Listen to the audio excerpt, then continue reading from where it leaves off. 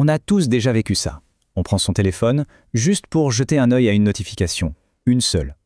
Et puis, sans vraiment s'en rendre compte, le temps se met à filer d'une façon assez étrange. On se dit, allez, j'en ai pour 2 minutes, pas plus. On ouvre une appli, histoire de répondre à un message, de voir une story. Et là, on commence à scroller. Et on tombe sur des trucs qui n'ont absolument rien à voir les uns avec les autres. Un court reportage, une astuce de bricolage, un débat politique, tout s'enchaîne. On lève la tête et... waouh! Une éternité vient de passer. On a ce petit sentiment d'avoir un peu perdu son temps. Et pourtant, le lendemain, on sait très bien qu'on va recommencer. C'est un phénomène qui touche des milliards de personnes tous les jours. Alors la question est toute simple, mais pourquoi est-ce qu'on se fait littéralement aspirer par ces applications? La réponse, en fait, c'est pas un manque de volonté, non, c'est un système. Un système qui est même extrêmement bien conçu. Alors regardons ça de plus près. Pour commencer, il faut bien se rendre compte de l'ampleur du truc. Ces plateformes, elles occupent une place qui est juste immense dans notre quotidien. En moyenne, une personne passe entre 2 et 3 heures par jour sur les réseaux sociaux. C'est déjà énorme. Et pour certains, ça monte même à plus de 5 heures par jour.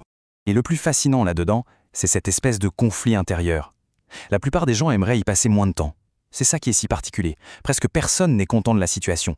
Mais des milliards de personnes y retournent quand même. Alors, comment ça fonctionne? Pour le savoir, on va décortiquer 3 mécanismes un peu invisibles qui rendent ces plateformes si addictives. Et une fois qu'on les a compris, on ne voit plus du tout les réseaux sociaux de la même manière. On commence avec le premier mécanisme, et c'est sans doute le plus puissant de tous. C'est ce qu'on appelle le principe de la récompense aléatoire. Pour bien comprendre, l'image de la machine à sous, c'est parfait. On tire le levier, la plupart du temps, on ne gagne rien, mais de temps en temps, on gagne. C'est cette incertitude, ce peut-être, qui nous fait continuer. Le cerveau se dit toujours « Allez, la prochaine fois, c'est la bonne ». Eh bien, les réseaux sociaux, c'est exactement la même chose. Chaque swipe vers le bas, c'est comme tirer le levier. On ne sait jamais si la prochaine vidéo sera géniale ou totalement inintéressante. Et notre cerveau, lui, il adore cette chasse à la récompense, ce petit shoot de dopamine, alors il nous pousse à continuer. Le deuxième mécanisme, lui, il est beaucoup plus subtil, mais il est tout aussi redoutable. C'est le fameux défilement infini. L'infinite scroll. Avant, sur Internet, ce n'était pas comme ça. On lisait une page et on arrivait à la fin de la page. Ça crée une rupture, un moment où on devait consciemment décider de cliquer sur un autre lien ou d'arrêter. Cette petite pause, c'était une chance pour le cerveau de se dire « Bon, ok, c'est fini, on passe à autre chose ». Les réseaux sociaux modernes, eux, ont totalement supprimé ce moment. L'idée est d'une simplicité redoutable. Le flux de contenu ne s'arrête jamais. Il n'y a pas de fin, pas de conclusion naturelle. Donc le cerveau ne reçoit jamais le signal qui lui dit « c'est terminé ». Et sans ce signal, eh bien, il continue tout simplement. Et on en arrive au troisième mécanisme, le plus impressionnant d'un point de vue technologique, les fameux algorithmes de personnalisation. Il faut bien comprendre que chaque action, absolument chaque clic est analysé. Les vidéos qu'on regarde en entier, celles qu'on passe rapidement, les likes, les partages, et même le temps qu'on passe à lire les commentaires. Tout est enregistré.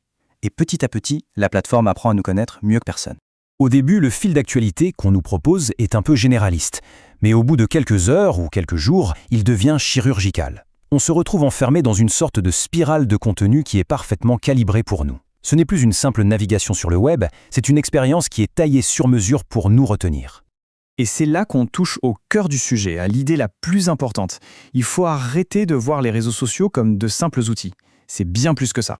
En réalité, ce sont des machines conçues pour capter notre attention. Leur modèle économique repose sur une seule et unique chose, le temps qu'on leur consacre. Plus on reste longtemps, plus on voit de pubs et plus les plateformes gagnent de l'argent. C'est aussi simple que ça. Ça veut dire que des milliers de personnes, parmi les plus brillants ingénieurs, psychologues et designers du monde, se lèvent chaque matin avec une seule question en tête. Comment faire pour que les gens restent juste quelques minutes de plus? Leur but, c'est de grappiller ces minutes encore et encore. Multipliées par des milliards d'utilisateurs, ces minutes se transforment en milliards d'heures. Donc, si on récapitule, on a un système qui fonctionne en parfaite harmonie. La récompense aléatoire, c'est l'hameçon, le défilement infini, c'est ce qui nous empêche de nous décrocher, et l'algorithme, lui, s'assure que l'appât est de plus en plus savoureux. La conclusion, elle est donc assez claire. Si c'est si dur de décrocher, ce n'est pas une simple faiblesse ou un manque de discipline. C'est qu'on fait face à un système qui est optimisé à l'extrême et dont l'unique but est de nous faire rester et nous faire revenir. Alors, la vraie question, ce n'est peut-être pas « pourquoi est-ce que je n'arrive pas à décrocher ?» La question vraiment intéressante, ce serait plutôt « qui exactement se bat pour capter mon attention et dans quel but ?» Parce que, qu'on le veuille ou non, notre attention est devenue l'une des ressources les plus précieuses de notre époque.